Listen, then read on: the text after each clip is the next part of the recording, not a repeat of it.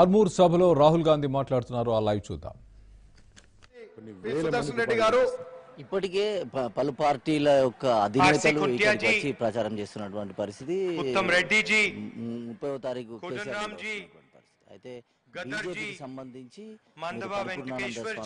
ఇక్కడికి వచ్చే అవకాశం. బాహుబలి హనుమంతరావు జీ, మధుయాక్షి జీ, మహేష్ స్వామి గారు వస్తారు. అబ్దుల్ గానీ జీ అనేది हमारे सब कैंडिडेट्स अकुला ललिता जी చర్చించుకుంటున్నారు. ఎందుకంటే స్వామి గారు చాలా సుదర్శన్ రెడ్డి జీ చాలా బిజీగా ఉన్నారు. స్వామి గారు వచ్చిన మొహమ్మద్ షాబిర్ జీ, రూపురేఖలే మారిపోయింది. తాహిర్ బిన్ హమ్దాన్ జీ, ఎంతో అద్భుతమైన రెస్పాన్స్. ఈ అనిల్ జీ, తెలంగాణ రాష్ట్రం అనేది మన హిందుత్వ భావానికి జువా నర్సింగ్ జీ, ఎవరున్నా కూడా బీసీలు గాని ఎవరైనా కూడా చాలా మంది భక్తులు ఉన్నారు. స్వయం సేవకులు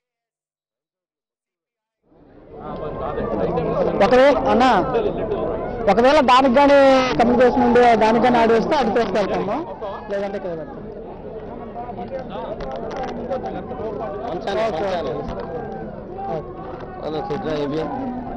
అన్నా ఒక్కసారి ఇట్లా పట్టుకో.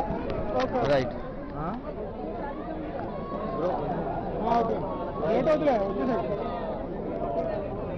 అరగంట 30 నిమిషాలు రావాలి.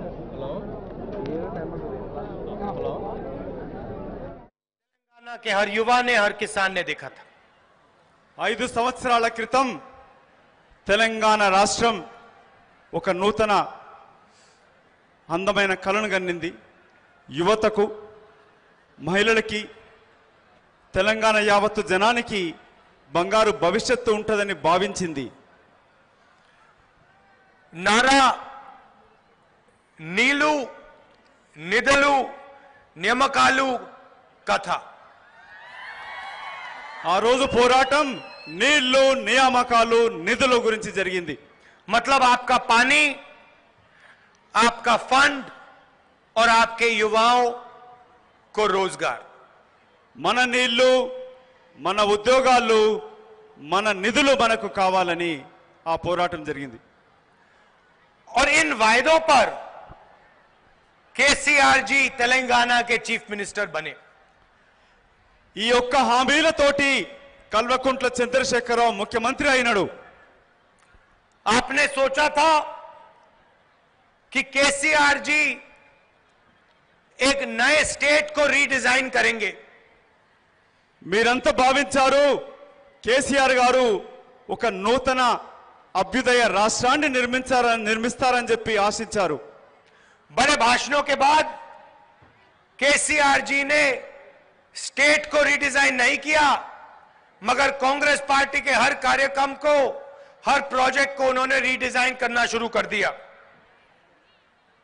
మీ యొక్క ఆశయాలని పెద్ద పెద్ద ప్రసంగాలతోటి ముంచేసి ఒక్క హామీలు కూడా నెరవేర్చలేదు. కానీ కాంగ్రెస్ పార్టీ కార్యకర్తలని హింసించినాడు.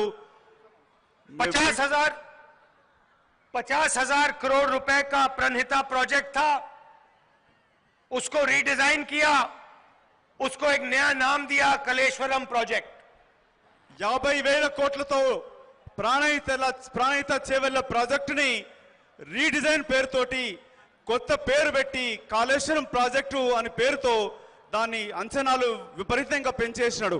50,000 करोड़ रुपए का काम 90,000 करोड़ में केसीआर जी ने करवाया. 50,000 కోట్ల ప్రాజెక్టుని 90,000 కోట్లకు పెంచేసినాడు. आपका पैसा 40,000 करोड़ रुपए सिर्फ नाम बदलने के लिए. 40,000 కోట్ల రూపాయలు కాలి పేరు మార్పు కొరకు ఖర్చు పెడతా ఉన్నాడు. और फायदा उनके परिवार को. దాని యొక్క ఆదాయము లబ్ధి కుటుంబ సభ్యులకు చెందడానికి కొరకే ఈ ప్రాజెక్టు రీడిజైన్ చేసినాడు. मिशन ककतिया में, मिशन भागीरथा में केसीआर जी ने पब्लिक का पैसा लूटा और पुराने टैंक्स को पेंट करा. మిషన్ భగీరథ పేరు పైన, మిషన్ కాకతీయ పేరు పైన ఉన్న నీళ్ళ ట్యాంకులకు రంగులేసి ప్రజా డబ్బును లూటీ చేసినాడు. केसीआर का मतलब खाओ कमीशन राव. కేసీఆర్ అంటే కావో కమిషన్ రావ్. और पूरा का पूरा फायदा तेलंगाना की जनता को नहीं, उनके परिवार को। ఈ యొక్క తెలంగాణ సంపద తెలంగాణ ప్రజలకు కాకుండా యావత్తు ఆదాయాన్ని తన కుటుంబం కొరకు వినియోగించుకుంటున్నాడు। निडलू की बात करें, आपके फंड की बात करें, तो जब तेलंगाना पैदा हुआ था 17,000 करोड़ रुपए सरप्लस था। తెలంగాణ రాష్ట్రం ఏర్పాటు చేసినప్పుడు తెలంగాణ రాష్ట్రానికి 17,000 కోట్ల రూపాయలు మిగులు బడ్జెట్ ఉండేది। आज 4.5 साल बाद 2.5 लाख करोड़ रुपए का कर्जा है आपके ऊपर। 4.5 సంవత్సరాల తర్వాత 2,50,000 కోట్లు అప్పులు మన నెత్తిపైన రుద్దినాడు। तेलंगाना के हर परिवार पर 2.5 लाख रुपए का कर्जा है। ప్రతి తెలంగాణ పౌరుడి పైన 2,50,000 రూపాయలు అప్పు తీసుకొచ్చి పెట్టినాడు। मगर केसीआर के बेटे की आमदनी 400 गुना बढ़ी है। మరి కేసీఆర్ కొడుకు ఆదాయం మాత్రం 400% పెరిగినది। न्यामकालू की बात करें तो तेलंगाना के युवाओं ने अपना खून अपना पसीना देकर इस प्रदेश को बनाया। తెలంగాణ యువకులు తన చెమటని రక్తాన్ని ఓడించి ఈ రాష్ట్ర ఏర్పాటుకు పోరాటం చేస్తే నియామకాలు ఏమీ జరగలేదు। जो युवाओं की फी रिएंबर्समेंट होती थी उसको रोका।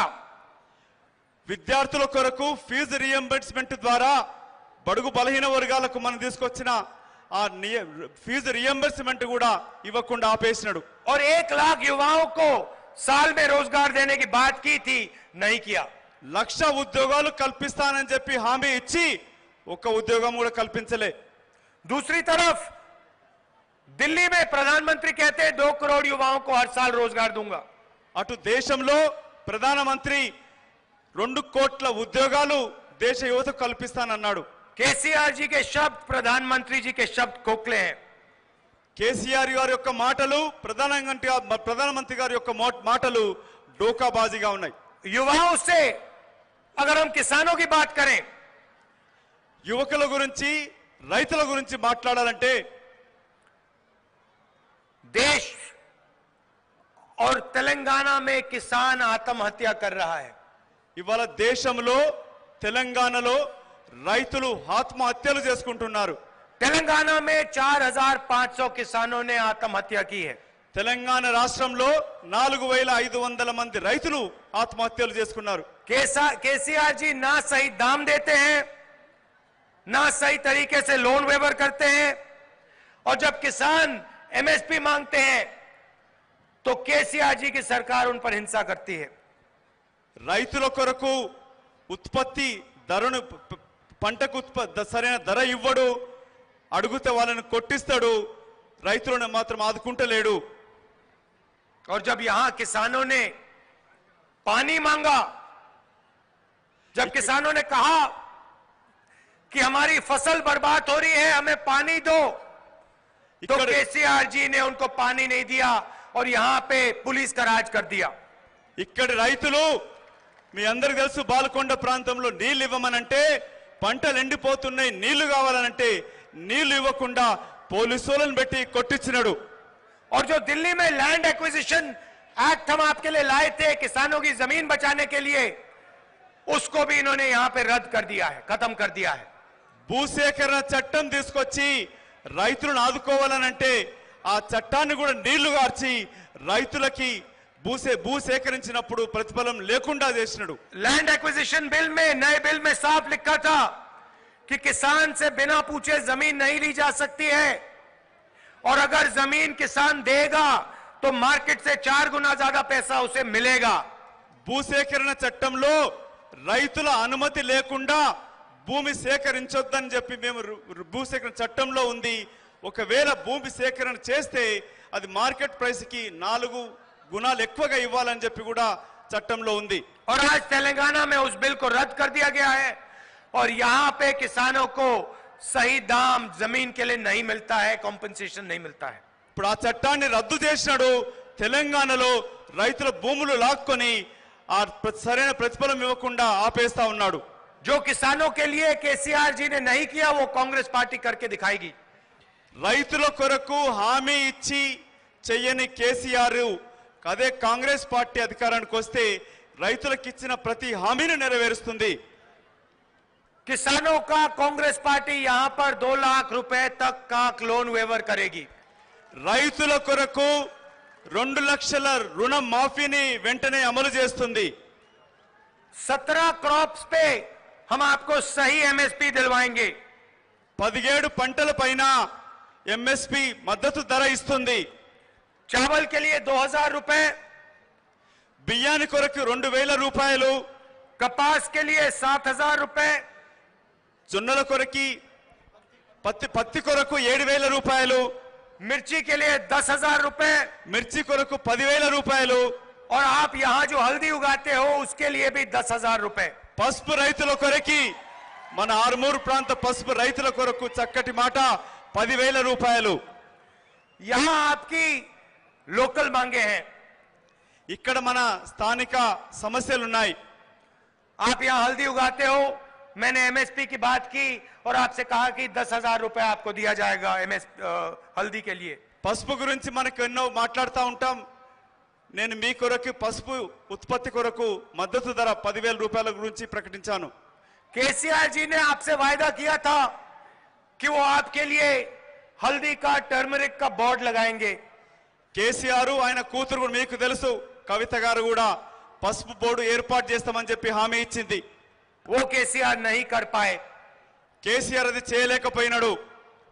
कांग्रेस पार्टी यहां पे टर्मरिक बोर्ड लगा देगी. కాంగ్రెస్ పార్టీ అధికారానికి వచ్చిన వెంటనే పసుపు బోర్డు ఏర్పాటు చేస్తుంది. कि जो आपकी समस्याएं हैं, जो आपकी मुश्किलें हैं, उनको हल किया जाए. మీకున్న సమస్యలని మీకున్న కష్టాలని అవన్నీ కూడా కాంగ్రెస్ పార్టీ తీరుస్తుంది. आज सुबह मुझसे बीड़ी बनाने वाले वर्कर्स और उनके फैक्ट्री वाले लोग मिले. ఇవాళ ఉదయం బీడీలు చేసే వర్కర్స్ వాళ్ళ యజమాన్య వాళ్ళు వచ్చి కలిసినారు నన్ను. 10 लाख वर्कर्स बीड़ी का काम करते हैं. 10 లక్షల మంది బీడీ వర్కర్లుగా పనిచేస్తా ఉన్నారని తెలిసింది. उन्होंने मुझे बताया कि जीएसटी गब्बर सिंह टैक्स से उनका जबरदस्त नुकसान हो रहा है. 28% उनको टैक्स देना पड़ता है. యజమాన్యాలు చెప్పారు ఈ బీడీ ఉత్పత్తి పైన జిఎస్టి 28% తోటి కష్టాలు ఎదుర్కొంటున్నాయని. मैंने उनको आश्वासन दिया कि कांग्रेस पार्टी जैसे ही दिल्ली में सरकार बनाएगी जीएसटी को हम बदलने का काम करेंगे. 5 अलग अलग टैक्स हैं, हम एक टैक्स लाने की कोशिश करेंगे और जीएसटी को सिंप्लीफाई करने का काम करेंगे. కాంగ్రెస్ పార్టీ అధికారానికి వచ్చిన వెంటనే ఈ గబ్బర్ సింగ్ ట్యాక్స్ జిఎస్టిని సమీక్షించి బీడీ ఉత్పత్తి చేసే కార్మికులని వాళ్ళ యజమాన్యాన్ని ఆదుకుంటూ జిఎస్టిని సరళతరంగా చేస్తానని చెప్పి కూడా మీకు హామీ ఇస్తా ఉన్నాను. और जो बीड़ी वर्कर्स की जो मांग है उसको भी हम सिंपैथेटिकली देखेंगे. బీడీ పనిచేసే బీడీ కార్మికులందరి యొక్క సమస్యలని నేను పరీక్షిస్తానని చెప్పి కూడా చెప్తా ఉన్నాను. आपके बहुत सारे लोग गल्फ में जाके काम करते हैं. ఇక్కడ మీరు ఎంతో మంది యువకులు కుటుంబాల నుంచి గల్ఫ్ లో పోయి పనిచేస్తా ఉంటారు.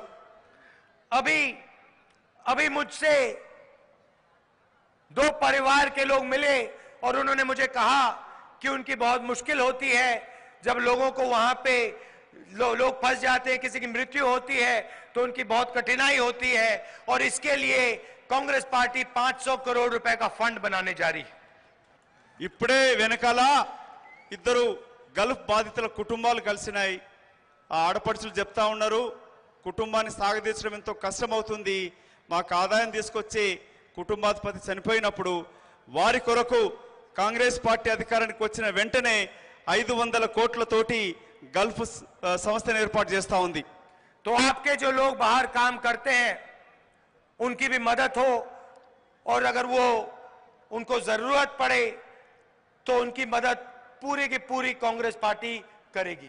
అక్కడ పనిచేస్తున్న కార్మిక సోదరులకి ఈ 500 కోట్ల నిధితోటి వాళ్ళకు సహాయం అందుతుంది, వాళ్ళకు సమస్యలు తీరుస్తానికి కూడా కాంగ్రెస్ పార్టీ పనిచేస్తుంది. कुछ दिन पहले केसीआर जी ने बहुत सच्ची बात कर दी. కొన్ని రోజుల క్రితం కేసీఆర్ గారు ఒక నిజమైన మాట చెప్పినాడు. उन्होंने कहा कि अगर वो चुनाव हार जाएंगे तो वो जाके अपने घर में सोएंगे और थोड़ा रेस्ट करेंगे. అతను చెప్పినాడు ఈ ఎన్నికల్లో ఓడిపోతే ఇంటికెళ్ళి పడుకుంటాను రెస్ట్ తీసుకుంటానని చెప్పినాడు. मगर केसीआर जी आप रेस्ट करोगे 300 करोड़ वाले घर में, आपका जो घर है. కేసీఆర్ జీ మీరు రెస్ట్ తీసుకునేది 300 కోట్ల భవనంలో. मगर जो तेलंगाना की जनता से आपने वायदा किया था, తెలంగాణ जो ప్రజలు 2 बेडरूम वाले घर का वायदा आपने किया था, जो जमीन देने का आपने वायदा किया था, उसको आपने पूरा नहीं किया. अपना तो आपने 300 करोड़ का घर बना दिया. తెలంగాణ ప్రజలకి 2 బెడ్రూమ్ల ఇల్లు కట్టిస్తానన్నావు, నిరుపేదలకి భూమిని ఇస్తానన్నావు, అవి మాత్రం చేయలేదు. కానీ నీకు మాత్రం 300 కోట్లు పట్టుకొని భవనం కట్టుకున్నావు. 22 लाख लोगों को आपने कहा था कि आप उनको 2 बेडरूम हाउस देंगे. 22 లక్షల మందికి 2 బెడ్రూమ్ల ఇల్లు కట్టిస్తానన్నావు. और 5000 लोगों को भी आपने नहीं दिया. 5000 మందికి కూడా 2 బెడ్రూమ్లు కట్టించలేకపోయినావు. आपने दलितों को, आदिवासियों को वायदा किया था कि 3 एकड़ जमीन आप उन सबको दोगे. దళితులకి గిరిజనులకి ప్రతి ఒక్కరికి 3 ఎకరాల భూమి ఇస్తానని చెప్పి హామీ ఇచ్చినావు. वो भी आपने नहीं किया. అది కూడా పూర్తి చేయలేదు. और जब निजाम शुगर फैक्ट्री को 100 करोड़ रुपए की जरूरत थी, आपने उनको 100 करोड़ रुपए नहीं दिए, मगर अपने घर बनाने के लिए 300 करोड़ रुपए ले लिए. నిజాం షుగర్ ఫ్యాక్టరీకి 100 కోట్లు అవసరం ఉంటే నిజాం షుగర్ ఫ్యాక్టరీ మాత్రం 100 కోట్లు ఇవ్వలేదు. అది మూసేసినావు. నువ్వు మాత్రం 100 కోట్ల పైన ఖర్చు పెట్టుకొని భవనం కట్టుకున్నావు. तो जैसे ही आप रेस्ट पे जाएंगे, कांग्रेस पार्टी गरीब जनता को घर बनाने के लिए 5 लाख रुपए देगी. నువ్వు ఎప్పుడైతే విశ్రాంతి తీసుకోనికి పోతున్నావో కాంగ్రెస్ పార్టీ అధికారానికి వస్తుంది. ఆ నిరుపేదల ఇల్లు కట్టుకోవడానికి కొరకు 5 లక్షల రూపాయలు నగదిస్తా ఉంది. ओल्ड एज पेंशन को 1000 रुपए से 2000 रुपए करेगी. సహారా పెన్షన్లు 1000 రూపాయల నుంచి 2000 వరకు ఇస్తుంది. हर मंडल में 30 बेड का अस्पताल बनाएगी. ప్రతి మండల కేంద్రంలో 30 పడకల ఆసుపత్రి కట్టిస్తుంది. పెన్షన్ కూడా ఇద్దరికి ఇస్తుంది తల్లిదండ్రులకి. और जो आपने सब पावर अपने परिवार को दिया, कांग्रेस पार्टी वो पंचायतों के हाथ में करेगी. నీ అధికారాన్నంతా కుటుంబ సభ్యులకు ఇచ్చినావు. కాంగ్రెస్ పార్టీ మాత్రం అధికారాన్ని ప్రజలకు ఇస్తుంది. हर युवा को 3000 रुपए का अनएम्प्लॉयमेंट अलाउंस. ప్రతి నిరుద్యోగ యువకుడికి 3000 రూపాయలు నిరుద్యోగ భృతి కల్పిస్తుంది. और हमारी कोशिश होगी कि 1 लाख युवाओं को हम रोजगार दिलवाने का काम करें. మా పూర్తి ప్రయాస 1,00,000 ఉద్యోగాలు కల్పించడంలో కృషి చేస్తాము. तो केसीआर जी ने सही बोला कि वो चुनाव के बाद थोड़ा रेस्ट करना चाहते हैं. కేసీఆర్ గారు నిజం చెప్పినాడు. ఈ ఎన్నికల తర్వాత విశ్రాంతి తీసుకుంటానని. दिल्ली में 2019 में चुनाव होगा. नरेंद्र मोदी जी प्रधानमंत्री हैं, उनको चुनने का चुनाव होगा. 2019లో ఢిల్లీలో ఎన్నికలు జరుగుతాయి దేశం మొత్తంలో. आप देखिए नरेंद्र मोदी जी की मदद लोकसभा में, राज्यसभा में केसीआर जी ने की. మీరు గమనించండి, లోక్సభలో రాజ్యసభలో నరేంద్ర మోదీకి సమర్థన కేసీఆర్ చేసినాడు. प्रेसिडेंट का इलेक्शन हुआ, उसमें केसीआर जी ने मोदी जी की मदद की. రాష్ట్రపతి ఎన్నికలు వచ్చినాయి, దాంట్లో మోదీకి కేసీఆర్ గారు మద్దతు ఇచ్చినాడు. वाइस प्रेसिडेंट का चुनाव हुआ, उसमें केसीआर जी ने मदद की. ఉపరాష్ట్రపతి ఎన్నికలు వచ్చినాయి, దానికి కేసీఆర్ గారు మోదీకి మద్దతు ఇచ్చినాడు. देश के हर व्यक्ति ने डीमोनेटाइजेशन के बारे में कहा कि बिल्कुल बेकार प्रोग्राम है, इसने नष्ट कर दिया. सब लोगों को केसीआर जी ने प्रशंसा की. దేశం మొత్తం నోటు బదిలీని వ్యతిరేకించింది. ఇది దేశానికి నష్టం కలిగిస్తుందని చెప్పి వ్యతిరేకిస్తే కేసీఆర్ మాత్రం మోదీకి మద్దతు ఇచ్చినాడు. ఇది మంచి కార్యక్రమం అని. जीएसटी ने बीड़ी बनाने वाले कार्यकर्ता वर्कर्स को, फैक्ट्री वालों को नष्ट कर दिया. केसीआर जी ने जीएसटी की प्रशंसा की। జీఎస్టీ ద్వారా బీడీ ఉత్పాదించే పరిశ్రమలకి బీడీ కార్మికులకు నష్టం జరిగితే కేసీఆర్ మాత్రం ఇది చాలా మంచి కార్యక్రమం అని చెప్పి ప్రశంసించాడు। तो केसीआर जी का एक ही लक्ष्य है कि तेलंगाना में केसीआर और उनका परिवार राज करे और दिल्ली में नरेंद्र मोदी जी यहाँ राज करें। కేసీఆర్ గారి యొక్క ఒకే ఒక లక్ష్యం తెలంగాణ తన కుటుంబం పరిపాలించాలి, ఢిల్లీ నరేంద్ర మోదీ పరిపాలించాలనేది। ये जो टीआरएस पार्टी है, तेलंगाना राष्ट्रीय समिति, इसका नाम टीआरएस नहीं होना चाहिए, इसमें आप एक और एस जोड़ना चाहिए। ఈ టిఆర్ఎస్ పార్టీ యొక్క పేరు తెలంగాణ రాష్ట్ర సమితి కాదు, దానికి ఇంకొక ఎస్ జోడించాలి। इसका सच्चा नाम है टीआरएसएस। టిఆర్ఎస్ పార్టీ నిజమైన పేరు టిఆర్ఎస్ఎస్, तेलंगाना आरएसएस, और ये इनका पूरा का पूरा समर्थन कर रहे हैं। ఇది తెలంగాణ ఆర్ఎస్ఎస్। तो आप एक बात याद कीजिए, हिंदुस्तान में नरेंद्र मोदी जी ने नोटबंदी करके, जीएसटी करके देश में हिंसा, नफरत फैला के देश का नुकसान किया। మీరు ఒకసారి ఆలోచించండి, నరేంద్ర మోదీ గారు నోట్ బదిలీ ద్వారా దేశంలో హింసని, హేట్ ని ప్రేరేపిస్తా ఉన్నాడు। और तेलंगाना में केसीआर जी ने तेलंगाना का सपना पूरा नहीं किया, उस सपने को धोखा दिया।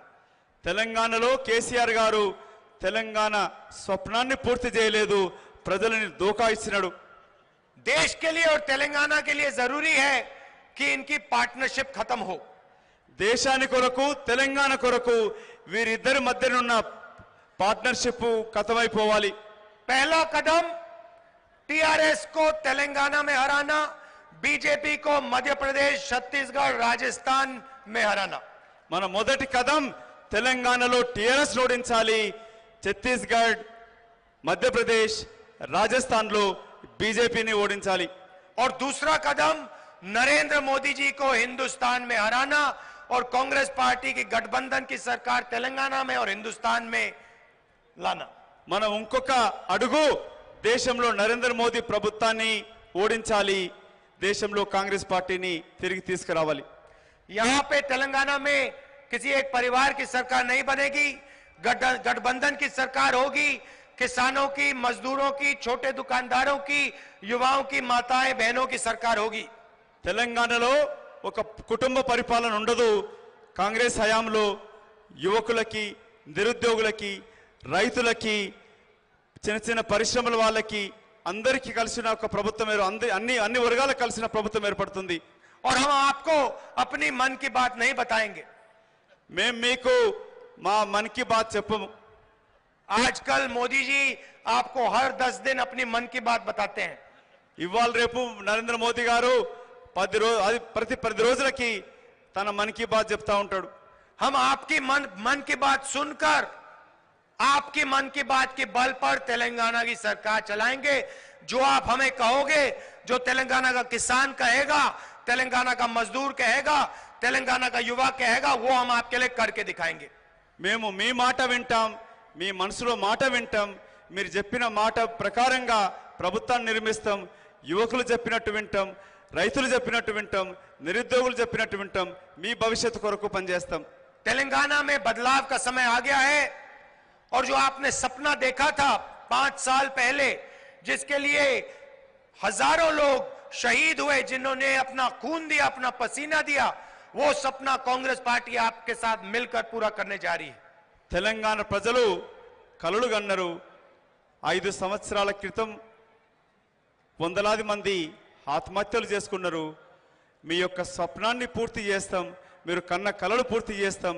ఈ 5 సంవత్సరాల అప్రజాస్వామిక పరిపాలన అంతమొందిస్తాం, మీ కొరకై నూతన ప్రభుత్వాన్ని ఏర్పాటు చేస్తాం। आप सब दूर दूर से आए, आपने इतने प्यार से मेरी बात सुनी, खासतौर से जो महिलाएं आई हैं, आप सबका मैं दिल से धन्यवाद करना चाहता हूं। बहुत बहुत धन्यवाद। नमस्कार, जय हिंद, जय तेलंगाना। దూర దూర ప్రాంతాల నుంచి వచ్చిన మీ అందరికీ, ముఖ్యంగా మహిళలకి నా యొక్క కృతజ్ఞతలు। జై హింద్।